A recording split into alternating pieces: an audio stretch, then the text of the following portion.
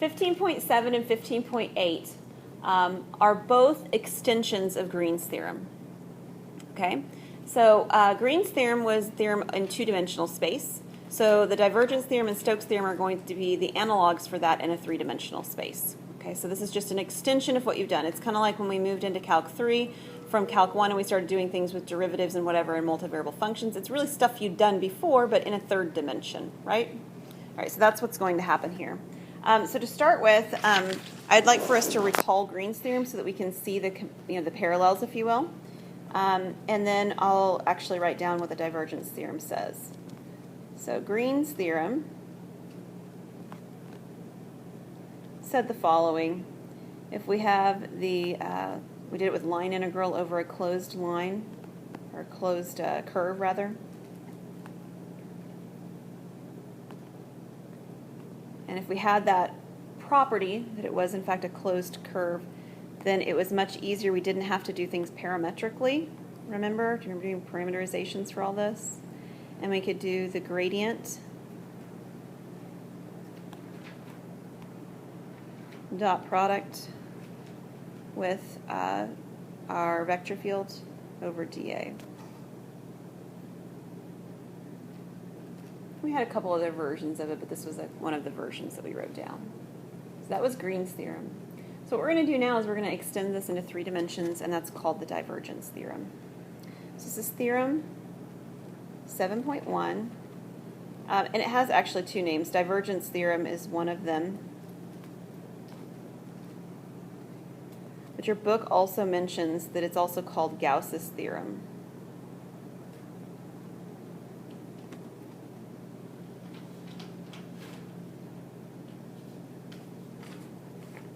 All right, so let's actually write down what this one is. So suppose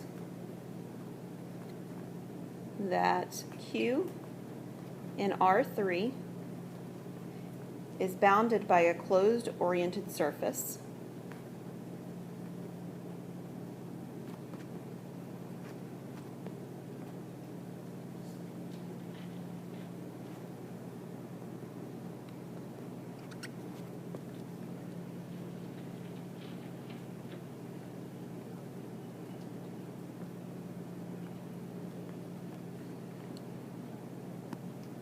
delta Q, that's the name of it, and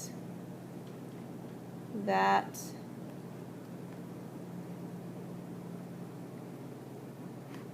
the normal vector n of x, y, z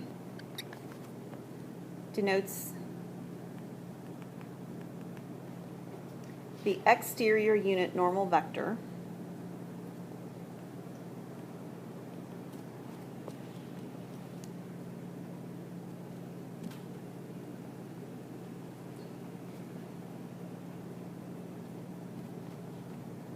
to the boundary of Q.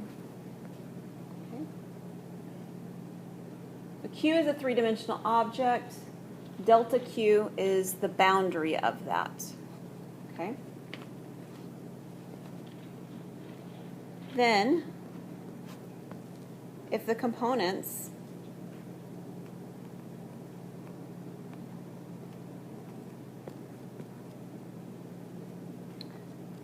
of our vector field f of x, y, z have continuous first-order partial derivatives,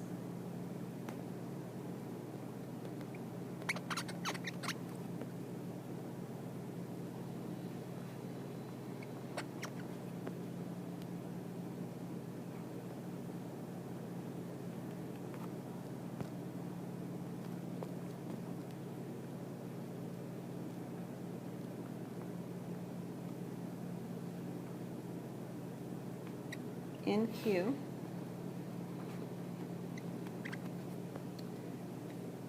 we have, so the double integral over the boundary Q of f dot n ds is the triple integral over Q of the gradient dot product with our vector field f of x, y, z. dV.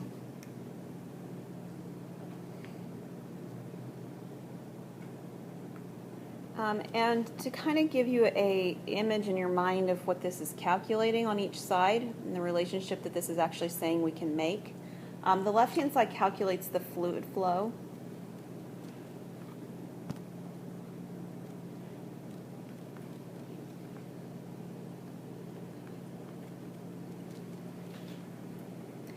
Either into or out of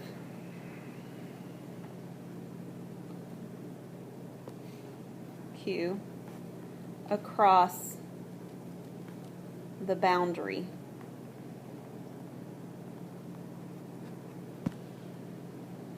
Delta Q.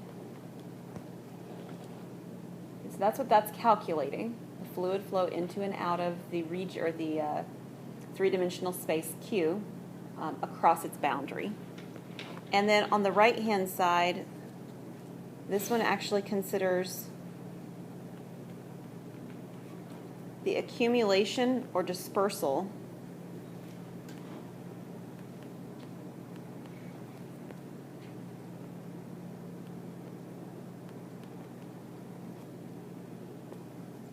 of fluid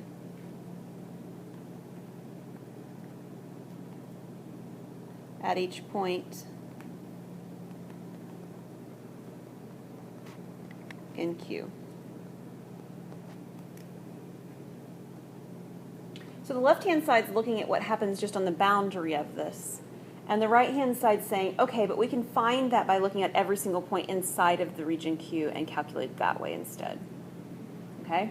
So this is the relationship. Did everybody get that written down?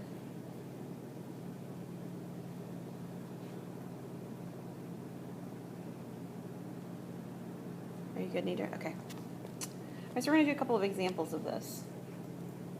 So here's our first one. We're going to use the divergence theorem.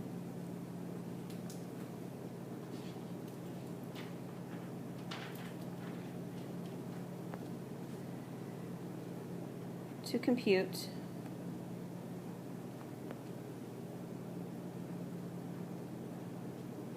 double integral over delta Q of f dot n ds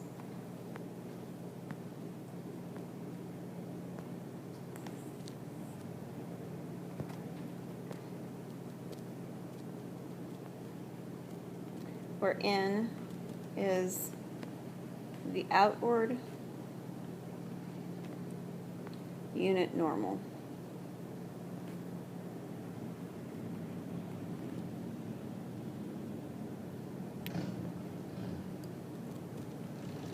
And here's one we're going to work with. Q is bounded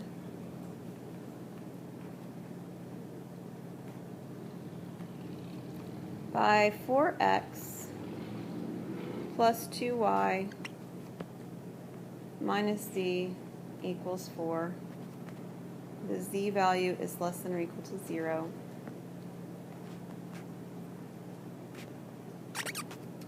And the coordinate planes.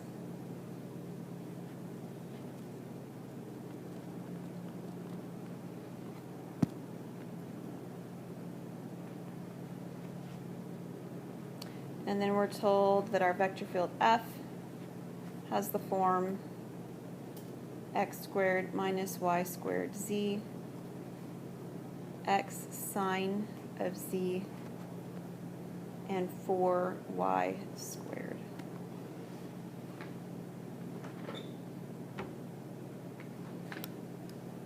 All right, so just a few things to think about in terms of the problem itself. What is the surface that we're being given at the beginning? 4x plus 2y minus z equals 4. What is that shape?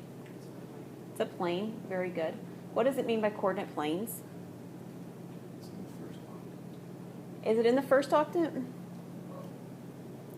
Normally we would have that, but the z less than or equal to 0 is actually going to be more underneath the xy plane instead, right? But we are in one octant anyway, so we're bounded by the planes x equals 0, y equals 0, and z equals 0. So that part of it doesn't change. But we're stuck in one octant. It just isn't octant 1 on this one. So we are going to find the dot product. Well, we're going to find several things. One of the things we're going to find is we're going to find the dot product of the gradient and our vector field F. So do you remember what that means to find the dot product of this? Just gotta find a gradient. Okay. Gradient is just partial derivative. Right, the gradient is partial derivative. So I'll write it down just to remind you. In fact, I'll even use the notation like this. So this is del x, and then del y, del z. And this is the dot product with our vector field x squared minus y squared z x sine z and 4y squared. This is just a reminder. If you don't need this reminder, don't write it. It's fine. All right, so I want to do the dot product of these. So what am I going to get when I do the dot product of del x with x squared minus 2y squared z? That's 2x.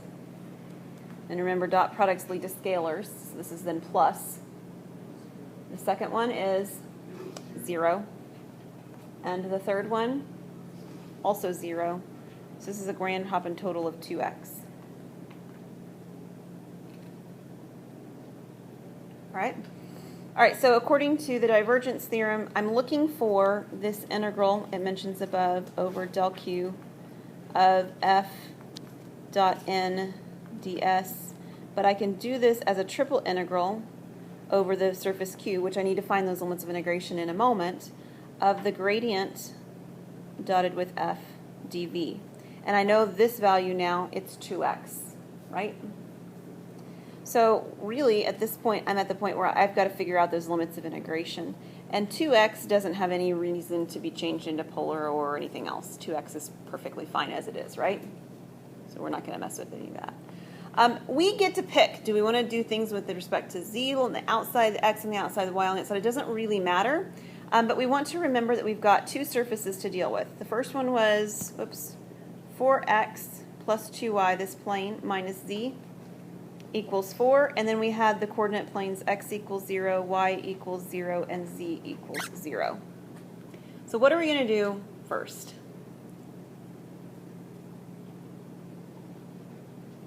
This is the part that we haven't done super recently because we haven't done it with a plane.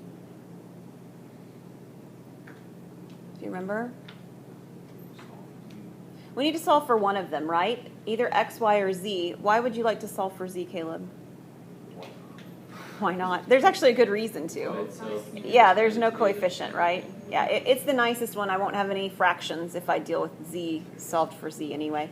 So I do, in fact, like the idea of solving for z. What that means is that z is going to be my innermost integral that we're going to work with, too. So if I solve this for z, what does z equal? Okay, 4x plus 2y and minus 4. Is everybody good with that? All right, and that 4x plus 2y minus 4, is that my upper limit of integration or my lower limit of integration? And what's the other one going to be? It's actually the lower, which is sort of not the way we normally have it set up. Why is it the lower one? We are below the plane that's the xy plane where z equals 0, right? We're below that. So z equals 0 is actually my upper limit, and my lower limit is this 4x minus or plus 2y minus 4, and we're going to do dz first. How do you know you're below? They told me up here in the directions that z is less than or equal to 0. That's how. If it makes you feel any better, my notes are wrong. I actually put them in there in the wrong order, too. So my notes actually are now incorrect, but they're just off by a negative. Can you even trust me? It's a very good question. Well, you know what? I would tell you that I've had several occasions where the notes are wrong and you guys catch me on something or I catch me on something in class. We get them fixed. It's all good. No problem. So we can't trust you. You can't trust me. That's right. You cannot trust me at all. Okay, what are we going to do next? Do you want to do x or y? Mix it up, do x. Okay, I heard more y's. All right, let's do y. Solve for y. X. Why would we do this? Why would we do x? Oops. Okay, so what did we decide, x or y? Y. All right. I heard y most quickly. Y. So what are we going to do to solve for y? What's next? Yeah, well, we need to let z equal to 0 because we need to be in the. I'm sorry, I thought I heard you say x. We need to be in the xy plane, so we're going to let z equal to 0. So now we're dealing with the function 0 equals 4x plus 2y minus 4. And I think solving for y does, in fact, make the most sense. So I'm going to go with Jordan on this one. Let's solve this for y, because when we solve it for y, we still don't have any fractions in our values, right? Yeah, so I think that's a little friendlier. Solved for y. You guys can write the details out. I trust you. What do you get? Wow. 2 minus 2x. 2 minus 2x. Does everybody agree? Yes. I have that one right on my notes. That's good. 2 minus 2x, is that the lower or the upper limit? It is. How do we know? Because it's in the positive y-axis. We're on the positive y-axis. And if you weren't sure, what could you do to figure it out? You Yes. could draw a graph. Absolutely could draw a graph, right? Sure. I like to write, yeah. You could actually plug in numbers as well. Plug in a value for x, right? So is the value for x at 0 the value that's lower or upper? Those kinds of things. All right. One more. We need to figure out what to do with x. So what are we going to give our value for x? Yeah, we're going to let y equal 0, right? Yeah. All right. So what is this going to give me for my upper limit, or, well, for the other limit of x? I don't think we get any radicals. Looks Try like you again. have the D. How about 1? Will 1 work? Yes. And clearly, this would be 0 to 1, since 0 is smaller than 1. That's a triple integral. You know how to do that. Plug it into the calculator. Plug it into the calculator. That's not what I was going for, but I'm just glad it's 2x, 2 Taylor. All right, so here's what we're working with. We need to do the integral. Oh, and I didn't get all of them there because I ran out of space over here. Let me be clean about it and put them in here even so. dy dx dx. All right, inner side integral with respect to z gives me what? So, no, 2x. 2xz. We're going to take an integral. That's true. 0 down to 4x plus 2y minus 4. And this is dy dx. Integral from 0 to 2 minus 2x and 0 to 1. All right, so we're just going to multiply these, but it's going to be negative, yes? So it negative because I'm subtracting 0 from it. When I plug in 0, I get nothing. So I need to multiply these two and attach a negative to it, if you will. So I need 2x, negative 2x, times 4x plus 2y minus 4.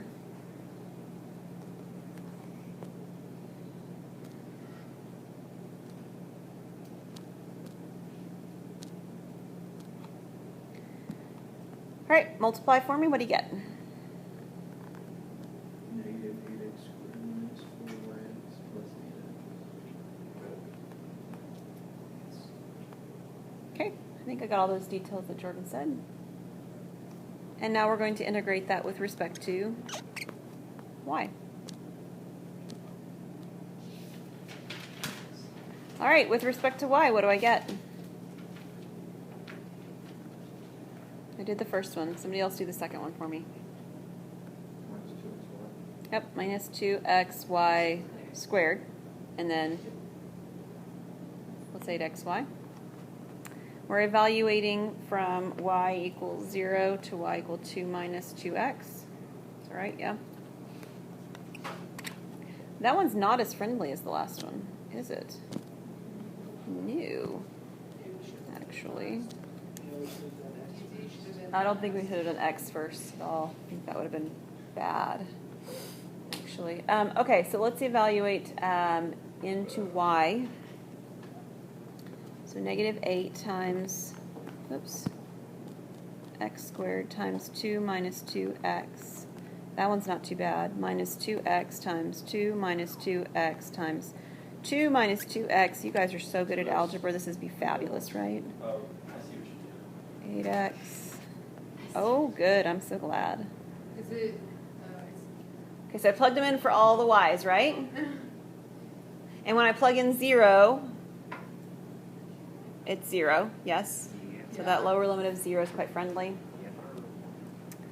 And then we're going to do a little algebra to clean it up. So I want you guys on a scratch paper or there on the paper you're working with, do the algebra for what we've got here and let me know what we're getting when we clean it up.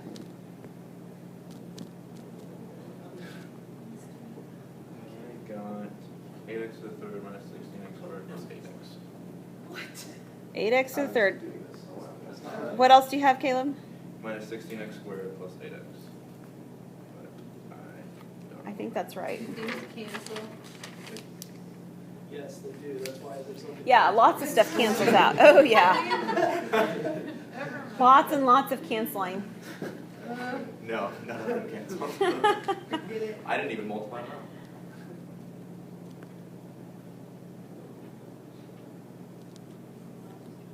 Yeah, I'm still working.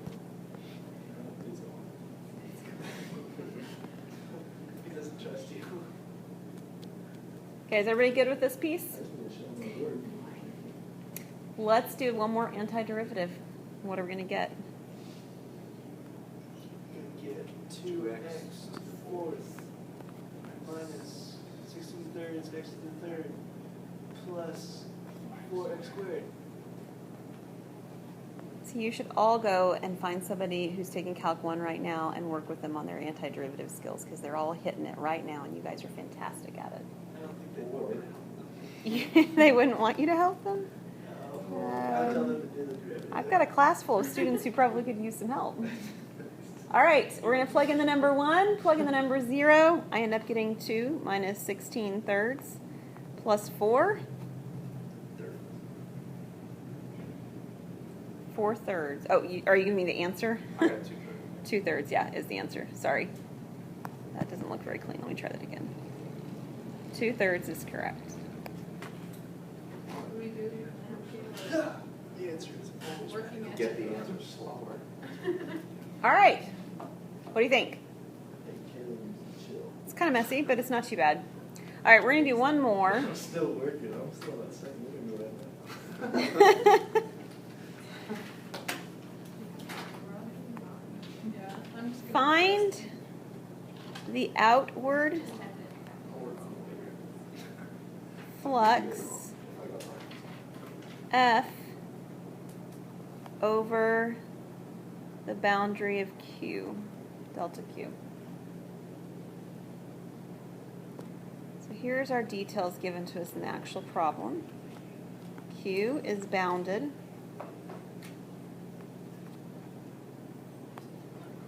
by Z equals square root of x squared plus y squared. And Z equals the square root of 8 minus x squared minus y squared.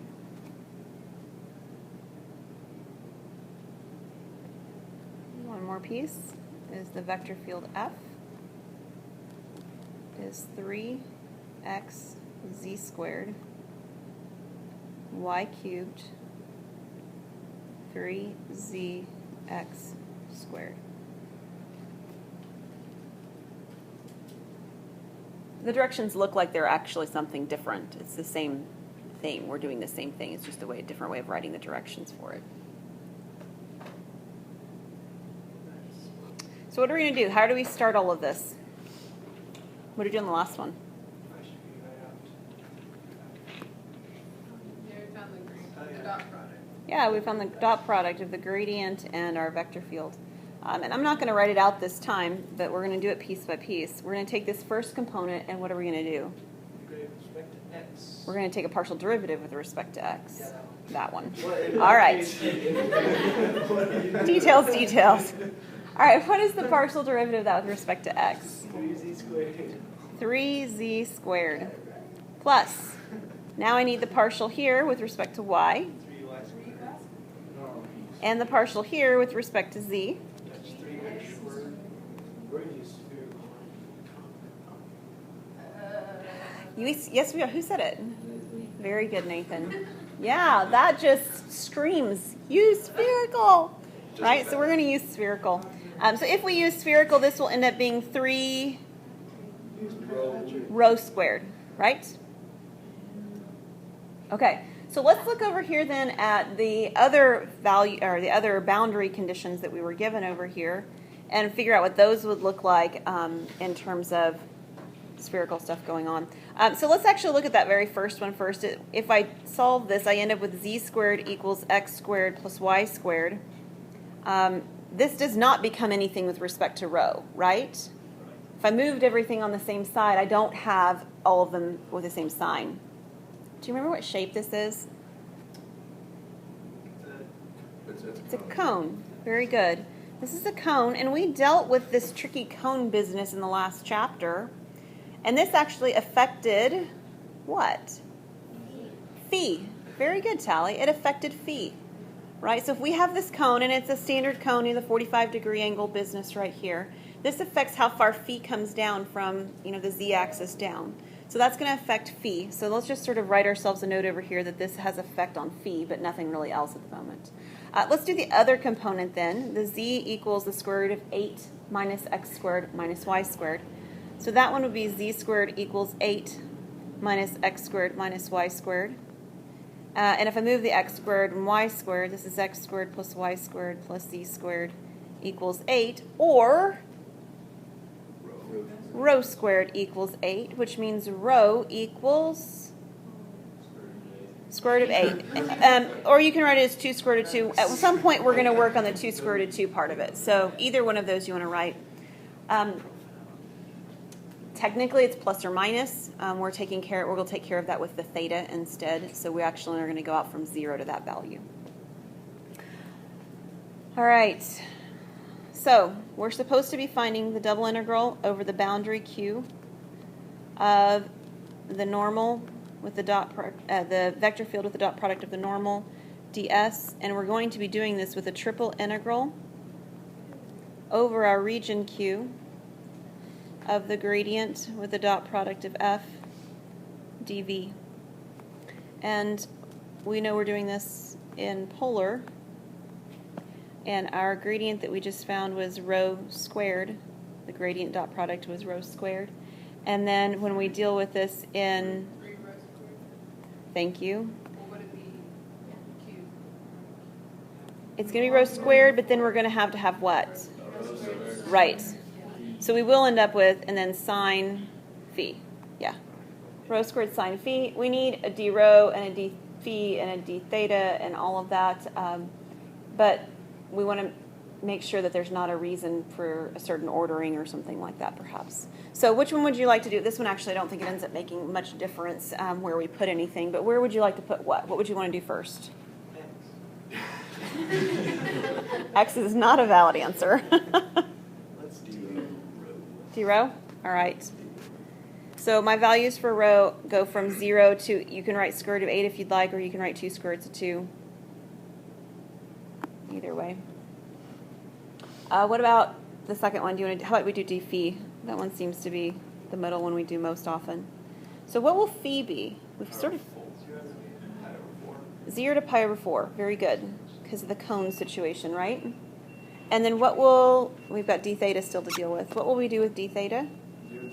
0 to 2 pi. You got it. Because we're working with a sphere, right? I mean, that original shape right there, z squared equals 8 minus x squared minus y squared. That's actually a sphere. So we're going from all the way around our sphere, 0 to 2 pi. Fabulous. Okay, so like many of you have already told me, this right here is the same as rho to the 4th. So the first thing we're going to find is we're going to find the antiderivative with respect to rho. Okay, so what does that give me? 3/5 rho to the 5th. We're going to evaluate this at square root of 8 and at 0. Oops, hang on. Let me get my sine phi in there first. Yeah. The sine of phi is in there. And then d phi, d theta. All right, putting in the square root of 8. Well, putting in 0 gives me nothing, right? We're all good with that. Okay, so putting in the square root of 8 gives me something. Just for fun, we'll skip it, and I'll just tell you what it gives you. How's that sound? Okay, because you guys can evaluate square roots. I know that. This is 384 square root 2 over 5 sine phi.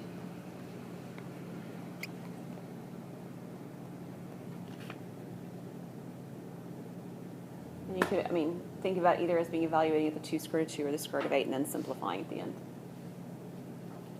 Now we need the antiderivative with respect to phi. So what will that be?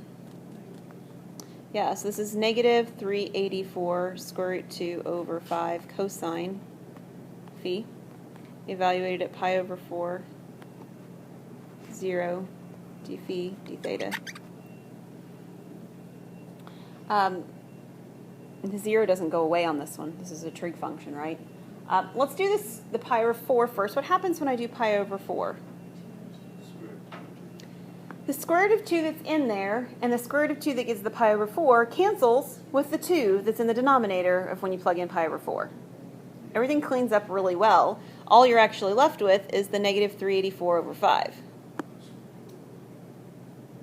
So that's kind of friendly. And then I have minus and negatives. This is going to be plus. What happens when I put in the cosine of 0, or 0 into the cosine of phi? That's 1, so I get the same value I already get here, but then the opposite sign because I've subtracted a negative. So this is 384 square root 2 over 5. And we're going to integrate that now with respect to theta. And I had an extra one of these in here. That doesn't go there. Sorry about that.